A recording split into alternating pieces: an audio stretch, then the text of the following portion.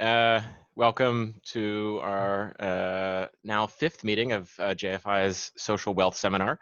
It's 10:04, so we can just take a second or two to let any stragglers join, and then we'll get started in just a minute.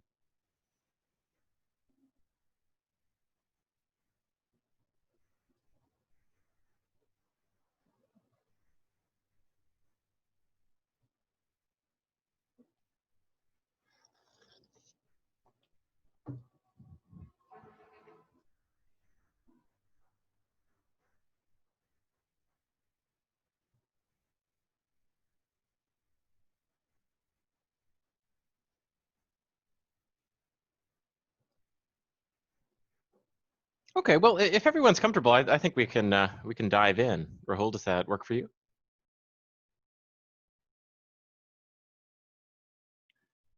Let's go, Paul. Great, perfect. Welcome everyone to the Jain Family Institute's Social Wealth Seminar. As I imagine most of you know by this point, it's an ongoing virtual semi-monthly forum exploring strategies to manage public assets and resources in service of a more just society in the United States and across the world. And actually, we're especially excited because today, I think for the first time in a very self-conscious way, we're turning to an explicitly global question, one that is not rooted in the United States as a particular geographical location, which I think is very exciting. So as I mentioned, this is a project of the Jain Family Institute. We are an applied social science research institution, and we work on a variety of questions, especially centered around higher education finance, digital ethics, and guaranteed income. And my name is Paul Katz, and I'm Vice President for Special Projects at JFI. Today, we are very fortunate to be joined by Rahul Basu, who will be speaking about the mineral wealth of nations, accounting for the resource curse. And I'll tell you more about Rahul in just a second. But I just want to very quickly signal that in 2 weeks, on Tuesday, September 15th, we'll be returning to our usual time of 6 p.m. Eastern, and we'll be hearing from Marcelo Medeiros, who's a professor at the University of Brasilia, who will be speaking about an expanded network of social protections for workers in Latin America. Just to signal also, because this is an ongoing forum, we really would be delighted to receive proposals from any of you. So if you have someone in mind who you think would be a good fit, I hope you'll reach out. And also, just to briefly mention some other products that JFI puts out into the world that I think may be of interest to you. We have a really fantastic blog called Phenomenal World. We also have a newsletter that's sent out every Saturday morning. And I think both of these things are really fantastic and sure to capture the interest of the people here. So if you're not signed up or you haven't checked them out, I hope you will. A brief note about the format today. So we'll have a 25 to 30-minute presentation, and then that will be followed by questions and discussion. So I'll ask if you have substantive questions, please save them for the end of the presentation. But if you'd like to raise points of clarification, then you can put them in the public chat at any point, and we can address them when Rahul would prefer to. I'll just remind everyone that we're recording this session, and we'll be posting a lightly edited version to our YouTube channel. So if you'd prefer not to appear in any capacity, please don't activate your video. All right, with those preliminary words out of the way, now it's my great pleasure to introduce Rahul. Rahul Basu is the research director at Goa Foundation, an environmental nonprofit that has for many years been fighting Goa's biggest environmental issue, mining.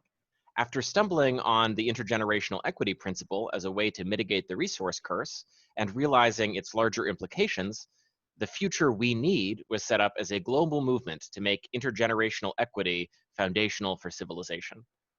Rahul is a member of the Future We Need and its Goan affiliate, the Goenshi Mati movement.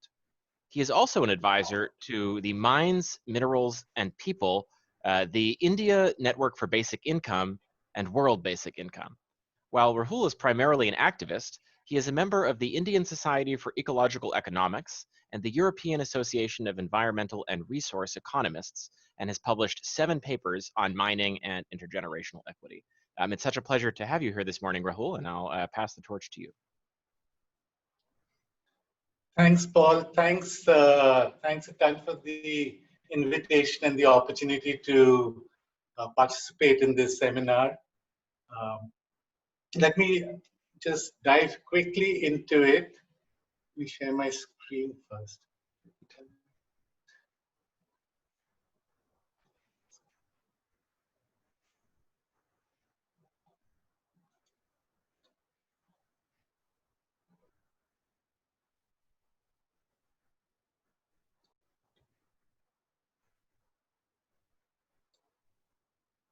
Okay. Let me just quickly introduce, sort of give you a little bit of a background. Goa Foundation was founded in 1986 by a group of environmentalists in Goa, and they've been fighting iron ore mining, open cast iron ore mining, since 1992. So this has been going on for a long while. In fact, mining started way back in 1950. But the problem got really acute in the commodity boom, which started around 2003, 2004, in the run-up to the Beijing Olympics. I got involved with Goa Foundation in 2011, and I come at the issue of mining more from a corruption and governance standpoint. Basically, after moving to Goa, when I looked around at the politics, my realization was that there was so much money coming out of the mining that the mining barons, as they're known here, basically control the politics, and any kind of civil society activism was finding very little headway, despite vast appeal, amongst the population. So I joined with Goa Foundation, and in 2013 we got. In 2012, we got a lucky break with a big report which we could go to the Supreme Court with. And in 2013, during the hearings, the Supreme Court asked us, we've said intergenerational equity principle is a part of the Constitution, and we want to implement it in this case, but how do we do this? Now, we were really puzzled at that point. What is intergenerational equity? And so we looked around the world to see what other people have thought of or what other countries are doing. And it turns out that intergenerational equity is a fairly simple idea. The first, we need to make sure that our children inherit at least as much as we did. If we manage to do that, then we have a right to the income from the inheritance. Sort of if you inherit a family farm, as long as you keep the family farm properly, you have a right to the crop because your child will inherit the farm. So this is intergenerational equity. Now, what do we do with this? So let's understand first who is responsible in the case of minerals for implementing intergenerational equity. Now, at the global level, there are a bunch of global commons which are owned classically as the common heritage of humankind. Deep sea minerals in international waters is the big one, but the Arctic, the Antarctic, the moon, asteroids, all of these are planned for mining in the future. Then you, of course, have the nation states. And within this group, we can also considering in some countries, like in India, it's not the national government, but the subnational government, states basically, like in the US, which owns the minerals. And there are many places where indigenous people have some form of sovereignty, and they in turn, as a tribe or a group, own the minerals. Then you have a variety of collectives also, especially where land ownership goes with mineral ownership. Of course, you have commons and co-ops and churches and all kinds of things like that. And finally, in the US, you have a lot of people, individuals who own land, and along with the land comes the rights to the minerals under the ground. So our focus is really around the first two levels, the planetary commons and the states. So in the case of Goa iron ore, the state of Goa was the owner as a trustee on behalf of the people. So they had to implement intergenerational equity. So did they actually manage to implement intergenerational equity? And here's the analysis we did. Over an 8-year period, we took the annual reports of the largest extractor and then scaled up the numbers based on the industry volume statistics to get all Goa numbers. And we used the Goa government budget numbers to do a comparison a little bit later on. The thought experiment was that if we, the government of Goa, in acting on behalf of us, sold the minerals, they could have sold it for the same value that Sesa Goa did. And the value comes out to this 88,000. Now the expenses against that was about 31,000 and a reasonable profit, because the miner is in business, they need to make a profit. A reasonable profit in India would have been about 10 to 12% return on assets after tax. We gave it a 20% after tax return on assets just to make sure we didn't have any arguments about this not being a profitable business. So if you take that into account, the total cost of extraction would have been 34,000. 88,000, 34,000. So the value of the mineral was 54,000. This is an Indian unit crores. But look at it as 100, something worth 100 was extracted and sold. Now the state of Goa naturally should have got this entire amount as the owner. But it turns out when you look at the budget, what the state of Goa got was less than 5% of the value. And basically, we lost 95%. Now, what happened with this money? The extractor basically showed this, that they were effectively purchasing minerals worth 100 for 5, and they showed an enormous amount of pre-tax profit on which they paid the national government a certain amount of income tax, but most of it was captured by the extractors. And this is over and above a very generous, reasonable profit. So this is entirely value captured from the people. So if you think about it, everybody in the state of Goa lost equally, and 40 mining families became super rich. The amount they captured in those 8 years was more than the state government revenue from all sources. And lastly, think about what happened to this 5% which the state government actually received. The state government called it revenue and spent that also, which effectively means that the entire 100 worth of minerals has been consumed. Nothing for us or for future generations. Now, this is really not an exception. It's hard to find this analysis, but we found a variety of studies from around the world where you can do a similar comparison using a similar kind of a methodology with certain variations in that. And you can see that over long periods of time, there have been enormous losses in both first world as well as third world countries. If you look at the first line, Australia, over a 10-year period, from the government official statistics, they lost 82% of the value of the minerals extracted. So this is looting economics. Now think about it from the point of view of the extractor. They effectively have got an extremely sweet deal. They're getting something worth 100 for 5.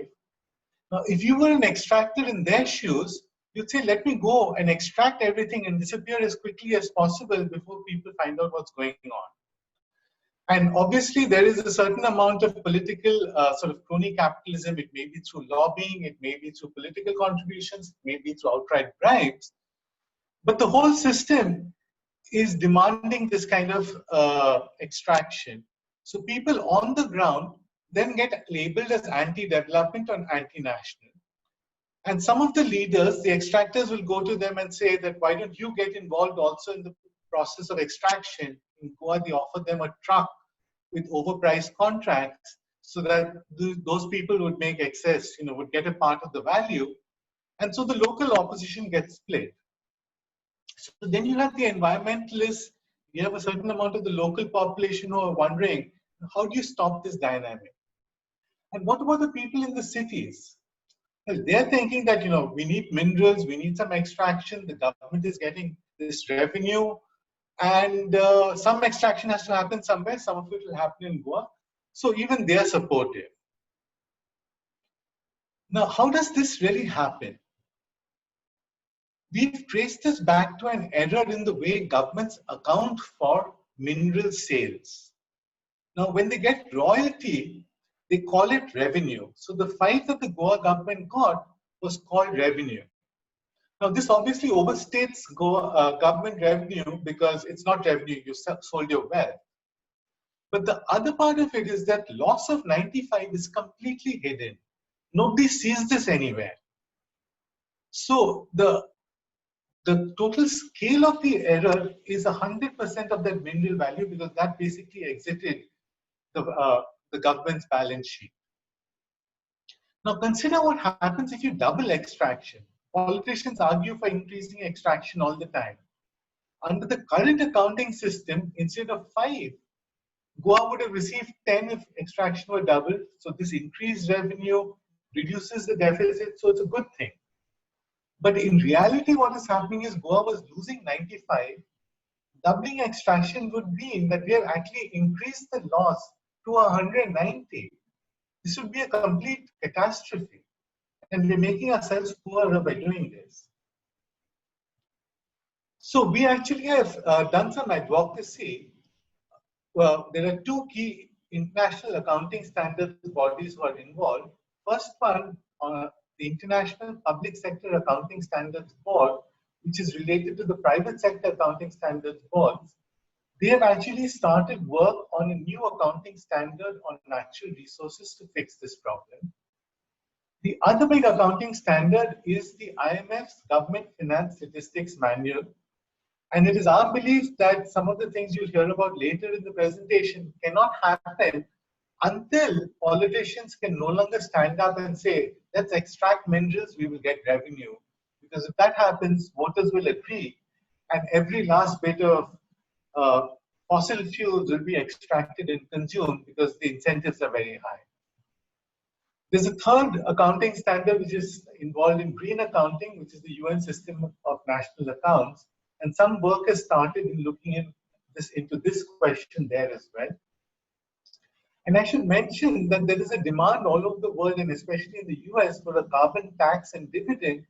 And this faces the same stock flow problem because carbon is actually not a revenue kind of a pollution. It stays in the atmosphere for hundreds of years. So it's more like in the nature of capital. So actually it should be a carbon charge plus a fund plus a dividend. There are certain implications from this error for macroeconomics that I'd also like to just get out of the way. Firstly, the scale of the error varies wildly both across countries. Goa was actually not a very mineral dependent state, but this error would have implied that Goa's deficit, reported deficit, would go from 2.5% of GDP to 41.5% of GDP. A massive difference. And also countries are, and it changes over time because the value of the mineral extracted varies according to the commodity prices, which vary also a lot over time. So this means that a lot of metrics which rely upon this error, or which sort of include this error, need to be reworked, and which includes government revenue, the government deficit, GDP, your current account deficit, all of these, as well as derived metrics like per capita income and the growth rate. So there are significant implications for empirical economic work, macroeconomic work from this government accounting error. But what is to be done?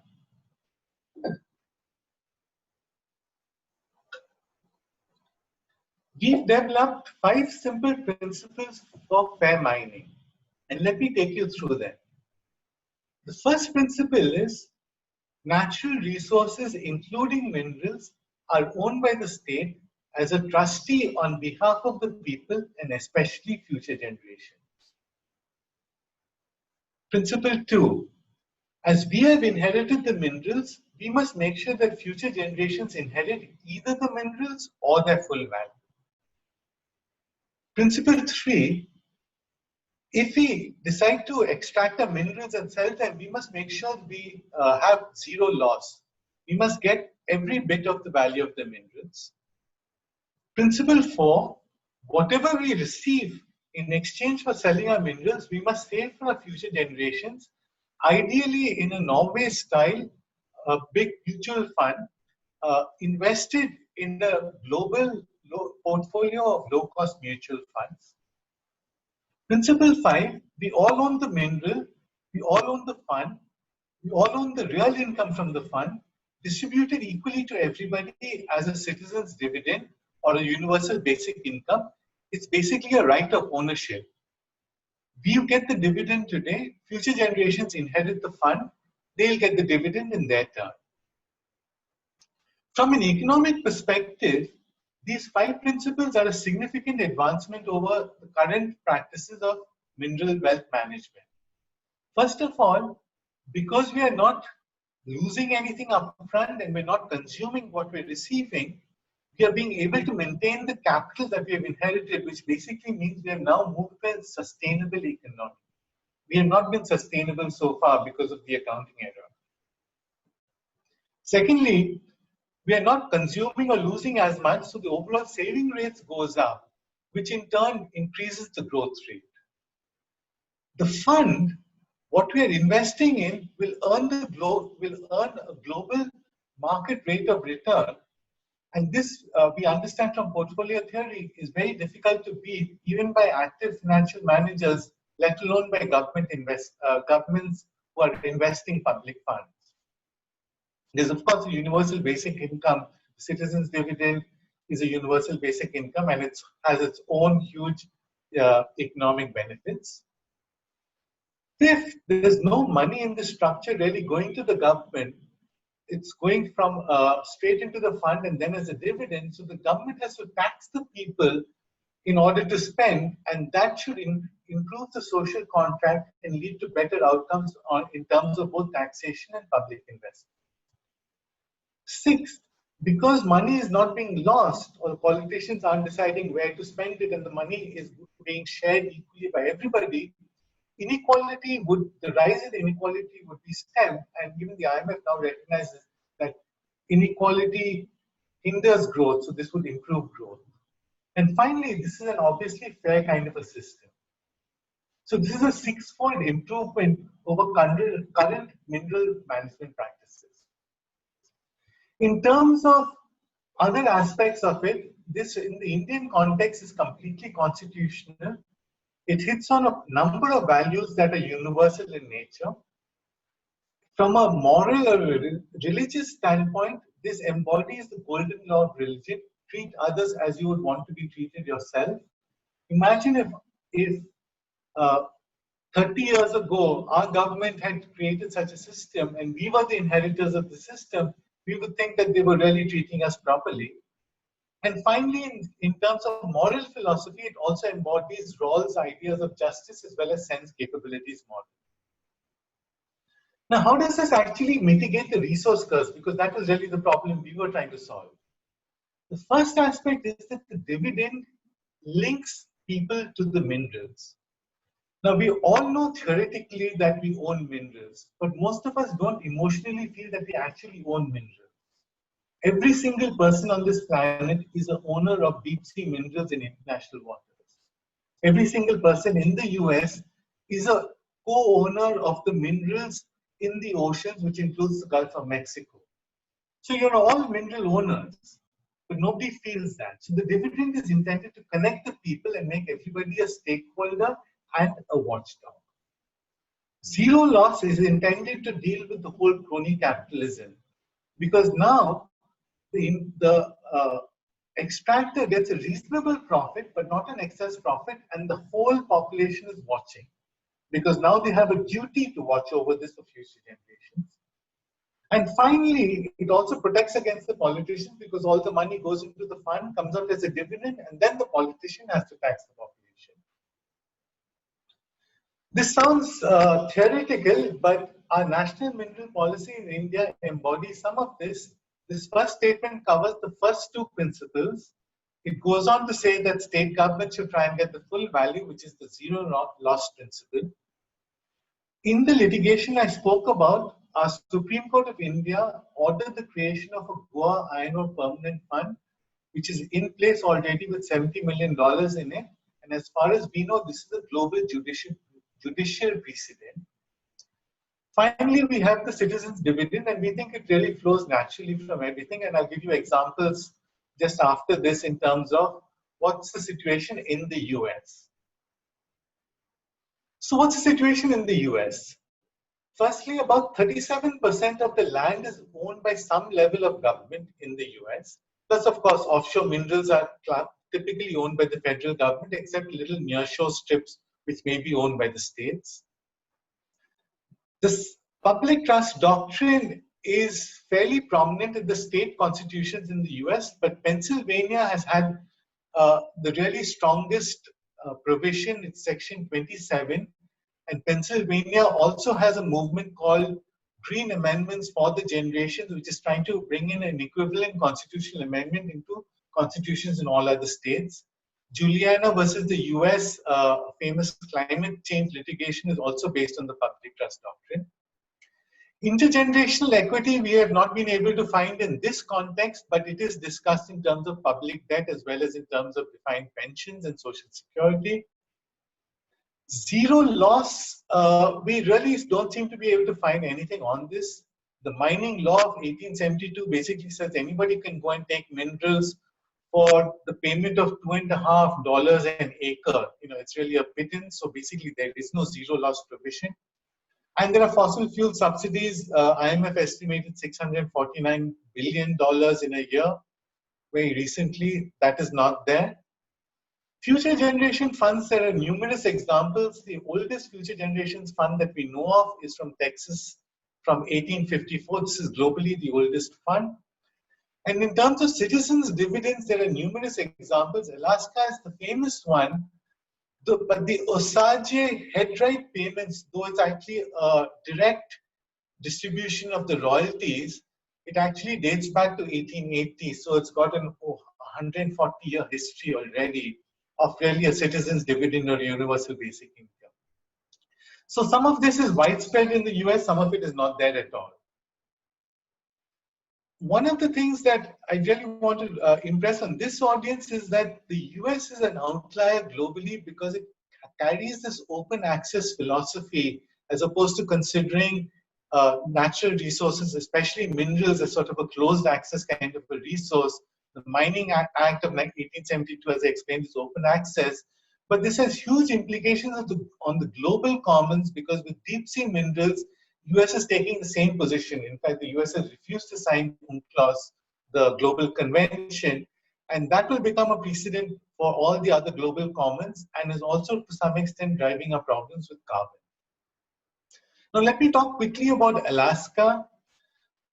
It demonstrates how this the budget problems there derive from these kinds of issues. A quick history, which I'm not really going to go into very much. But basically, 1876, they had the fund, and 1882, the dividend. The dividend was created by J. Hammond famously, and he had basically two big reasons. One is he wanted the dividend to make the dividend receivers into watchdogs, and this is really happening in terms of the politics. If you follow the politics in Alaska, we've actually taken this idea straight from there. And the second idea is converting mineral wealth in the ground into an income-earning asset above the ground, which our structure also does.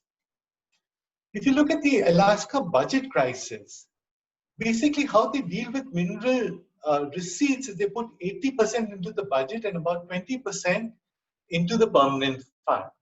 Now the problem is mineral oil price volatility means the amount going into the budget varies a lot. At the peak of the budget of the super cycle, they got about $8 billion a year. So naturally, as good politicians, they spent all $8 billion. But at the bottom, it came down to $3 billion. How do you bridge this gap?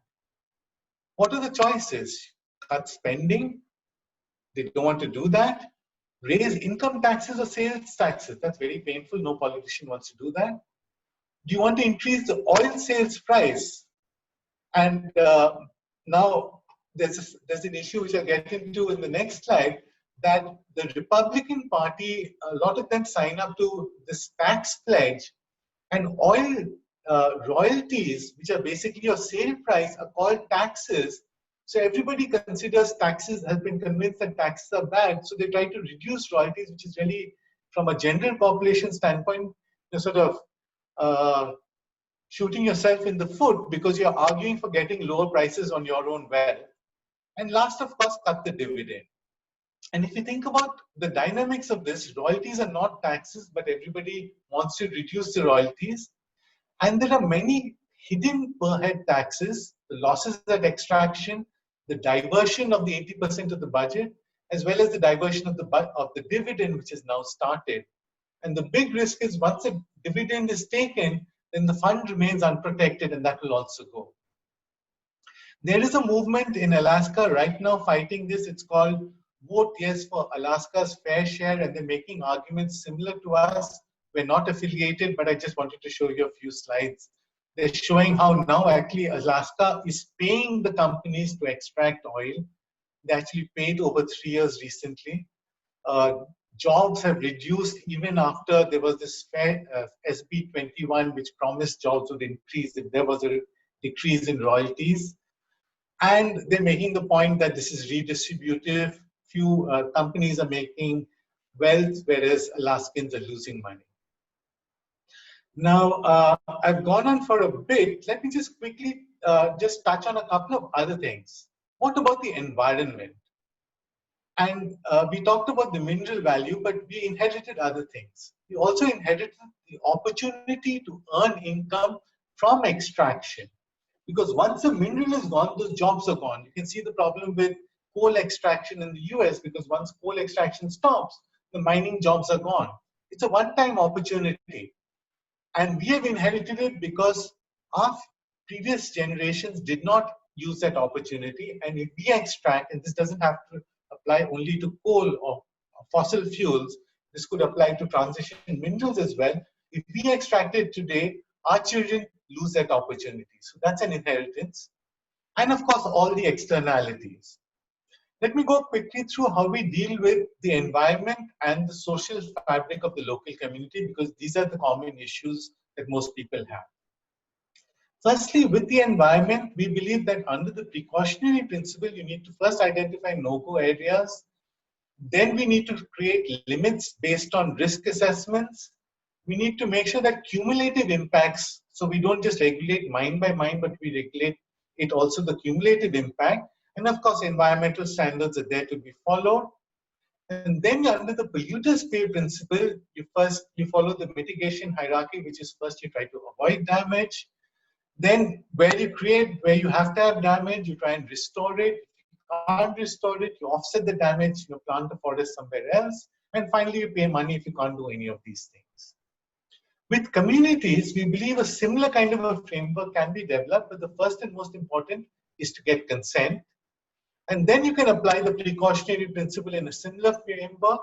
And then there would be, if there is extraction, there is a local community, there is a problem created, you can follow the same kind of a mitigation hierarchy, avoid, mitigate, offset, and and then finally compensate.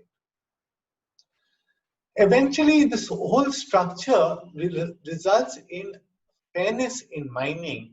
And we believe that's one of the most important things in terms of how we can communicate this to people. How do we look at new extraction? If you think about the Arctic refuge problem in the US, the big argument is that we're going to get revenue from extraction, which has been used for tax cuts to the rich and jobs. But if you look at it in this new way of as an inheritance, then what effectively is happening is you're selling off the wetlands of the Arctic refuge, you're destroying the porcupine caribou herd, you're destroying the Greenwich people's way of life, and you're selling off the oil inheritance for $1 billion, and can really selling the family gold or the family farm make America great. And it would be more logical to keep your mineral wealth intact and buy it from other people. Who's stronger? Obviously, if you could do that, you'd be stronger. We believe broad political support and civil society is possible. It's economically superior. It's politically neutral, except in the case of sort of fascists who believe that they are superior and they should inherit the planet. Most kinds of non-profits across the spectrum should be able to support this. And most importantly, even somebody who does not care about the climate, believes that some extraction has to happen, can support this because it is a fairly logical system where extraction can continue but happens in a far better way. Finally, there are some related ideas. We talked about the carbon charge fund and dividend. There is the Henry George had this brilliant idea about 100 years ago, which started the progressive movement of a land value tax. New Georgists are calling for a land value tax and dividend. You can even today take your mobile spectrum telephony charges and pay that out as a dividend because that's a renewable resource. And in general, it could be any commons. If it's a non-renewable resource, you put the money into a fund. If it's renewable, you just pay it as a dividend. So finally, we believe intergenerational equity must become foundational for civilization, because if we don't, and if we consume part of our inheritance and each generation consumes part of our inheritance, there will at some point be nothing there left for the next generation, and we can see that. Minerals are a shared inheritance, and the impediments to thinking in this manner are firstly the idea of thinking of minerals as windfall revenues, which are underpinned by the IMF standards, which need to be changed. And in the case of the US, the open access political philosophy. So let me end out there and hand it back to Paul for dealing with questions or anything else. Thank you. Well, thank you so much, Rahul. I think that was really an excellent presentation and an absolutely kind of well-formulated and provocative proposal that certainly has left me with quite a lot to think about. So I really appreciate your being with us today. As always, I have some questions I can ask. I've got a little notepad here. But I would love first to give a chance for others to gather their thoughts and share any questions they might have. So just a couple notes about sort of how the discussion might work. If you could just, if you have a question, just type into the chat that you have one, and then I'll call on you, and you can unmute yourself and activate your video if you would like.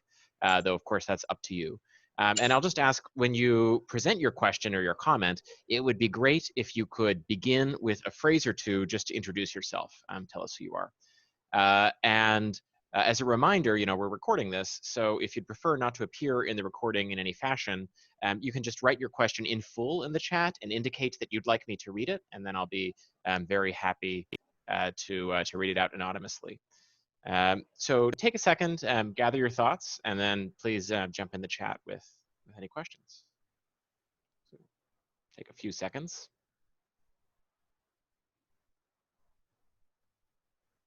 Okay, well, I'll just go ahead with a question of my own, and just ask Rahul, what to your mind is a sustainable level of resource extraction? I mean, what is the level that we should be aiming for? Well, the way I put it, at least right now, is sort of at least with the transition minerals, the way I think about it is, we should achieve a structure where recycling minerals is actually the cheapest, extracting transition minerals is the next most expensive, and consuming fossil fuels is the most expensive. And hopefully that will reach eventually a sort of a logical standpoint, because fundamentally we can't keep extracting. At some point, we're just going to destroy too much. So, but how do we reach that, that nice balance? We have to just basically recycle much more rather than throwing it away. And if you think about, if you look at it from a different angle, from an environmental angle, so there's this calculation that we're now consuming 1.7 times the Earth's footprint of productivity every year. So in totality, we actually have to reduce our consumption, as sort of all the people on the planet in totality. So it would indicate that the reasonable, again, sustainable extraction level would be considerably lower. But keep in mind that by volume, the largest extraction is actually sand and limestone, and not actually fossil fuels. So, fossil fuels are the largest by value, but sand and limestone and construction materials are by far the largest by volume. So you have to also think about it a little bit, mineral by mineral. No, that certainly makes sense. I mean, I guess do you worry on some level that I mean, not now to become the defender of rapacious resource extraction, but I mean, do you worry that kind of a system in which in fact we are extracting much less would in some ways compromise the accounting value of this wealth? Well, it really comes back at some level to how you think about the discount rate in a sense, because the way you account for it today is to say that over time I can extract it, because there's nothing preventing you from extracting it over 1,000,000 years. The question is, what is your time horizon? Now, if you have a social discount rate where you say that I'm only bothered about the next 7 generations, then you want to extract it over a 200-year period. In fact, that's really what, we went back eventually to the Supreme Court to say that let's extract 1/200th of the reserves that we know about. But fundamentally, the question is, what is the rationale for denying the 200, the people in the 201st year any access to minerals? Right? The only rationale could be if we could then fully recycle everything, which means that we need to put in those incentives to create a recycling economy so that by the end of 200 years that comes into place. No, that makes sense. I mean, it certainly would be a a radically different way of thinking about everything. So I guess it makes sense to think about a time scale also that's quite different than we're accustomed to. So I wonder also. I'm just thinking about the kind of accounting error that you've identified and how central it seems to be to kind of really basic accounting standards. Basically at all levels internationally. Are there any examples of accounting practices adopted by entities of any sort that align with kind of the proposal you've put forward, or that are steps in that direction? So it's actually been very interesting to find that, of course, let me just step back 1 second. Since in the US, landowners are mineral rights owners, if you have an oil well on your property, you'll be getting a royalty payment from the extractor.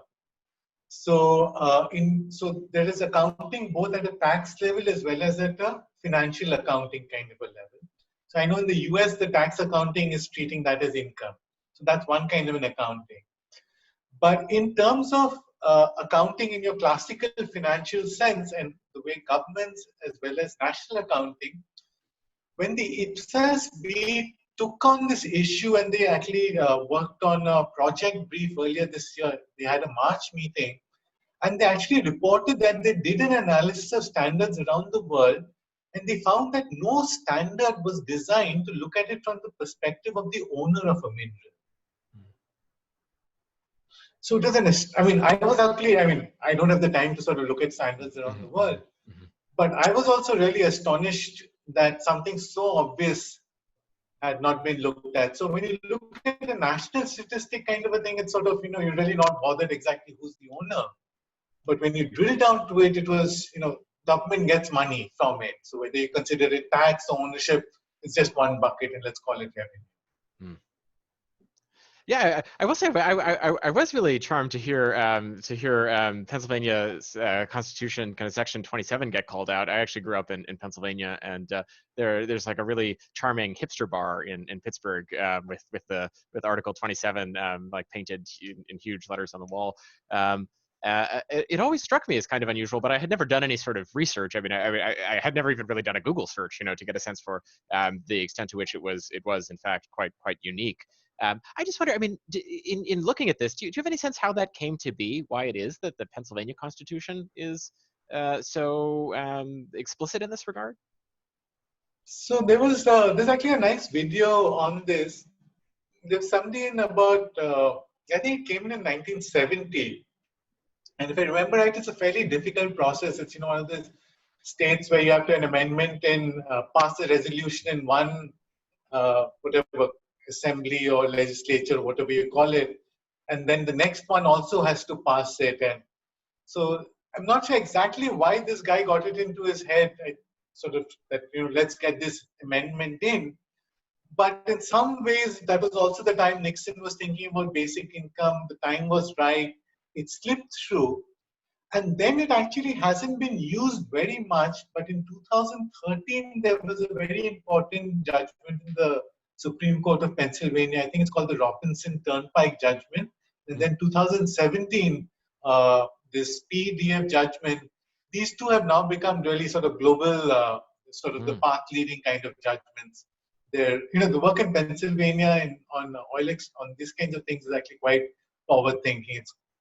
It's again not well appreciated even within the US, I feel. And I mean, is your sense that part of the reason why Pennsylvania is a focus for this kind of activity is particularly this constitutional article, or is it more about kind of the current state of fracking and debate in general there? I don't know, because you have multiple organizations making, sort of for the generations is different, PDF is different. The sort of Delaware River Keepers who got the Robinson judgment are a different entity in different geographical areas. It just may be something about the Amish and just the culture. I really don't know what it is. Yeah. But well, I do know that these are like geographically different movements, so I'm not sure they're connected even. But yes, well, certainly very, very cool. I'm feeling sort of a certain Pennsylvania pride here in this conversation. Well, I think perhaps Francis, who's with us, may have a question. Francis, would you like to jump in? Sure. Thanks for the excellent presentation. I just was wondering if you could say more about the potential for coalition building internationally. I know you referenced models from elsewhere, but I'm wondering about direct collaborations, especially because mining and processing, the processing of the ores can occur in separate countries, and the fact that I guess mining is a bit more unique with regards to something like capital flight than compared to like labor regulations, because minerals are pretty, spatially limited. So I wonder if you just have more to say about that. Thank you. Thank you. Oh, thanks for that.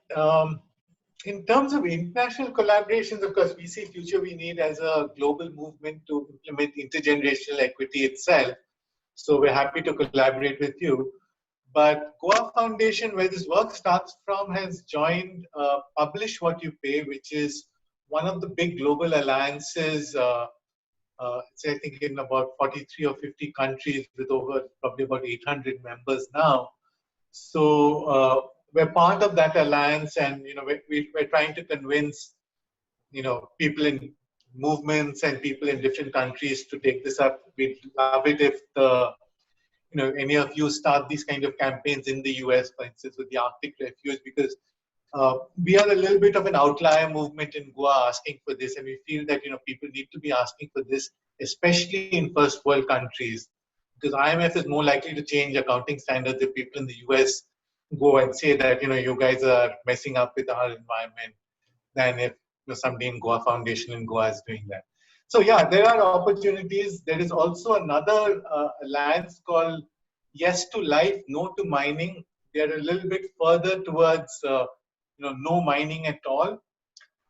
They're a recent alliance, and we are not in touch with them as yet. But they're also a powerful group to sort of collaborate with.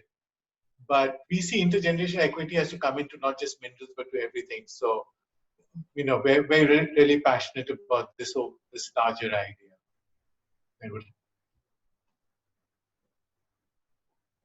Great. Well, I believe another of our JFI staff members has a question. Jack, would you like to take it? Sure. Hi, Rahul. Good to see you. Hi, Jack. Yeah, my name is Jack. To do the introduction, my name is Jack. I work at JFI on the Phenomenal World. I guess, yeah, I have a very broad and not totally formed question, which is just, I'm curious as to your thoughts about how the intergenerational wealth framework fits in or contrasts with resource nationalism, as has been pursued in various national contexts, but particularly in Latin America with a kind of like justice framework, retaining control, having at least nominally democratic control over resources against multinationals. I'm just curious how you see these things as fitting in. The pitfalls of resource nationalism, I think, have been on display, and I would just be curious for the kind of political salience of the framework you've presented today. Okay. Before I get into politics, let me just step back into the philosophical kind of background to it. So let me just actually I had some slides which I didn't use. Let me see if I can pull this up and show you.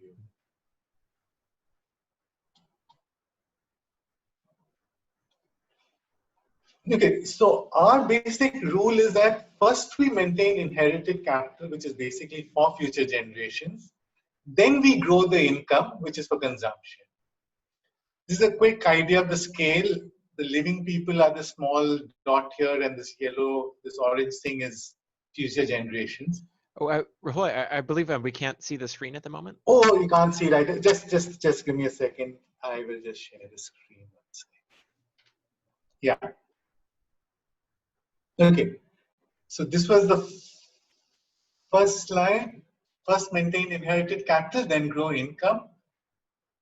This is from Roman Krasnarik's recent book. This is the living is the little dot, the unborn generations of the future.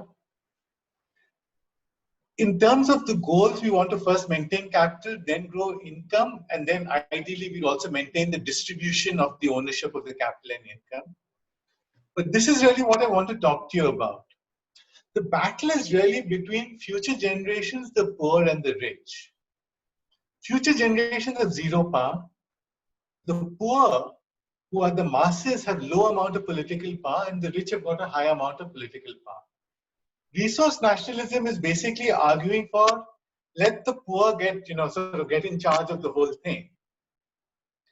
But the problem we have with that is that if you're going to take your resource and consume it, basically what the poor are saying is, let's take the resource from the future generation and consume it, because it's easier to take it from the future generations because they have no power. And it's much harder to take wealth from the rich and redistribute it. So we actually believe that so the reason we push on intergenerational equity and the inheritance part is that it is very important to ensure that what is inherited is passed on, because otherwise we will just take everything and then say we need to consume it because our needs are so extreme. And you can see this. I mean, today the governments are taking loans from the rich. Future generations are going to pay it. The loans are going to be used to support the poor. So basically, what's happening? Future generations' wealth is going to the rich and the poor are happily doing that because it's easier to take from future generations.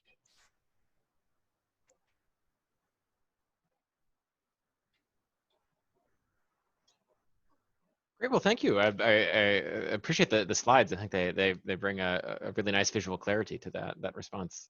Well, I see in the chat, Hala has shared a question. Would you like to ask it directly? Sure. My question is just, and thank you so much, Rahul, for the presentation. Very fascinating, and really excited to share that with some of our other folks who worked on mining. In international law, I understand that self-determination is defined as providing a population the right to extract or not extract value from their natural resources.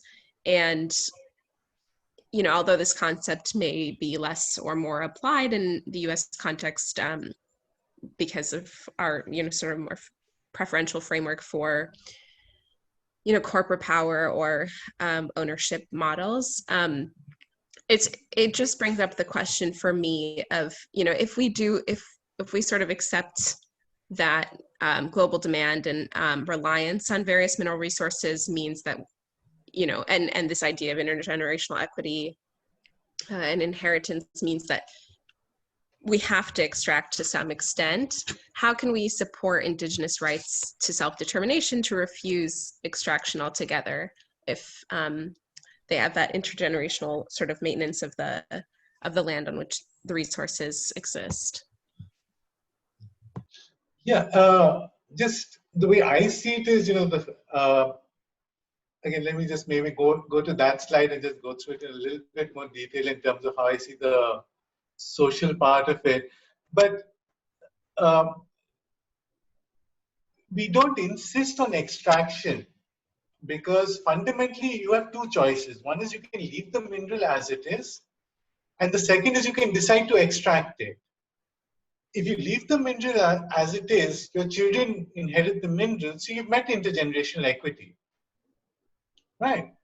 So the second option is, if you do extract it, then you have to do all these things. But remember, the conditions are pretty onerous. You have to achieve zero loss. You also have to make sure that you save everything for the next generation. Then you have to protect the fund in perpetuity. Mm. Right? These are not trivial conditions. Right. Think about it. Why do people hold wealth in gold? And you could sell it and then put it into a bond or something else and earn income. There's a reason people do that. It's not that easy to earn income over very long periods of time because you have to first protect the capital. And that is very difficult and hard to do. But just going into our structure in terms of community rights, first of all, foremost, we do insist on free, prior, informed consent. And of course, the right to self-determination and all of that comes right up front. Mm-hmm. Then you would want to identify no-go areas, which would be culturally no-go areas. In India, there was this famous case of Niyamgiri where the local population worship the hill because it actually gives them life. It creates the rain from which the streams get fed. It has the forest where they go and forage. So they pray to it because it gives them life. So that should be a no-go area. Again, appropriate restrictions where risks aren't understood. You don't want uncontacted tribes. You don't even want to go and propose to them that you're going to extract. That will hold true in certain places in the Amazon areas. Cumulative impacts by area. Again, you want to cap the number of outsiders coming into certain territories. So you can create this entire structure. But yes, the fundamental thing is we don't impose that you have to do the 5 principles, you have to extract and do the 5 principles. Our thing is you have a choice. You don't even have to do intergenerational equity. Most people aren't following intergenerational equity. Mm-hmm. But if you do decide to follow intergenerational equity, you have these two paths as we see it. Leave the minerals as is. That's what generations prior to us have done, which is why we've inherited the minerals. Or if we think we're smarter than them, then we can follow these other principles. It's our choice. Thank you so much. That's very helpful. Well, thank you, Rahul. I mean, this has really been, I think, a really interesting discussion, and one that has brought up kind of aspects of this sort of broader question that we weren't able to develop quite as much in the presentation itself. So I'm so grateful to have had also such a comprehensive presentation, and the PowerPoint very impressive. I think really a great resource. Just share the PowerPoint around also, Paul, because there are many slides I haven't shown that explain some things in further detail. But sorry. Oh yes, no, absolutely. That would be wonderful. But so we've now taken up an hour of your time. So I think it is the appropriate moment to say once again, how grateful we are, Rahul, that you were able to join us this morning / afternoon / evening, depending on where one is. I just wanted to say in closing that we will be back in 2 weeks, again at our usual time of 6 p.m. Eastern. For Marcelo Medeiros' presentation, Beyond Formal Workers, Expanding Social Protection in Latin America. So hope to see many of you back here then. And for now, we'll just leave again with a last reiteration of our gratitude. Thank you so much, Rahul. Thanks very much, Paul, and thanks very much, JFI, for this opportunity.